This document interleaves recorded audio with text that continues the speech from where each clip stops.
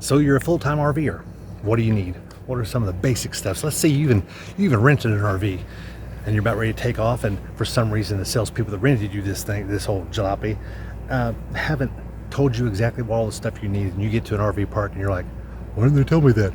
I should have got this, I should have got that. I'm gonna take you through some of that right now in this nude edition of Cool Slides. So I'm gonna take you through that, so stick around with us, because you just entered the Cool Slides RV things you need edition.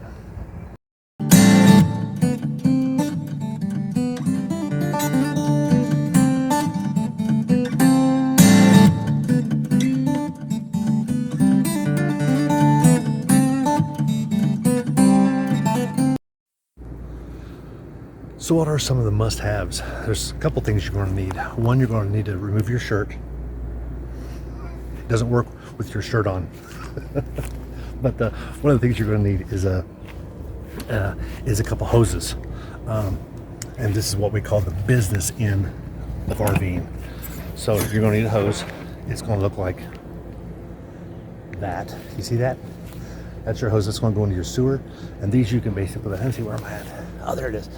There it is with your sewer. And these you basically buy. You can get them at Walmart, different places, a Camping World, all kinds of places like that handle that. You see, I got a hose here, okay?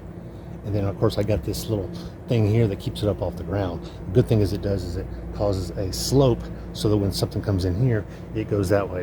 This is definitely a must if you're going to dump tanks. If they places say they got a dump site, then you're going to need one of those hoses. First thing. The next thing you're going to need is a water hose. Get the white ones. The white ones are graded for potable water, or water that's not going to kill you. So that way you don't get that, if you use a regular garden hose for this, which you can use, but you're going to get that garden hose taste. And why do that when you don't have to? Spend the extra bucks. I've got a couple of these little white hoses here. Pay no attention to this mess I got over here. I'm talking about this white hose coming down here, and the one going, this one here, going to my spigot. So you're going to need one of those white hoses. You're also going to need, you got a power cord that's going to come out like mine is. Where's mine? Mine is right in here is my power cord. Is that right? No. My power cord's, let me get under to it. My power cord comes out of here. So you see it right there.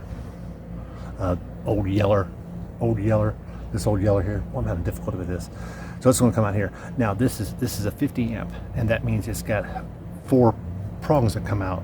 If you happen to be in a 50 amp and you get a 30 amp, which has got 3 prongs, you're going to need an adapter. Those are going to look something like one of these. They call them dog bones. So my 50 amp would plug into that. You see the 4, and this would plug in. This would plug into a 30. You see the 3. Okay, so this is called a dog bone. These are about $35 most places. Some a little more depending if you get them at Camping World or not. Most people, quite frankly, most people kind of avoid Camping World because their prices are so stinking high. I mean, that's pretty much it. Availability, they're pretty much scattered around the country. You can always find them. You can find people there that's got knowledge as far as RVs if you're needing some tips and tricks and you got just general questions, or if you need parts. Camping World's actually a good place to do that. Most any RV dealership has got some type of service center, but they can help, and they'll sell. If they got a little bitty store, they're more likely they're going to sell a dog bone. You can see why they call it a dog bone. But these come in different arrays. Arrays, ooh, that's a big word. Now, if I had a 110 I had to plug into, I could then plug my 30 amp into here, and you can see that's for your regular old 110 socket. Obviously, I can't be running my air conditioner off this. If I'm in a 30 amp spot and I'm at 50 amp, and I've got this thing here, which is plugged into a 30, I can only run one air conditioner. Now, even with a soft start, yeah, people say, I got a soft start so it doesn't pull as much amperage. Okay, you keep doing that. Just as soon as you put those both of those air conditioners are running, and you're like, hey, it runs great. That guy don't know what he's talking about. And then all of a sudden you turn your coffee maker on, and your water heater kicks on, and your refrigerator kicks on. Boom, you're over 30. You're going to pop that breaker. I'm just saying. So, in review, what is it we need? We need a hose. one of these. Get you a hose. They are 20 feet, I guess is what they are. Is basically what you need. A basic set. I always got a backup hose. I got a backup hose in case it's not quite long enough to do the job, if you know what I mean. So I got extra hoses in here. And actually, you probably saw that one that I had that actually hooks up to those. I've got it stashed right back here. I've got an extra hose, so I got an extra 15 feet right there in case I need it. Here I don't need it, so I'm not going to need it for another till September.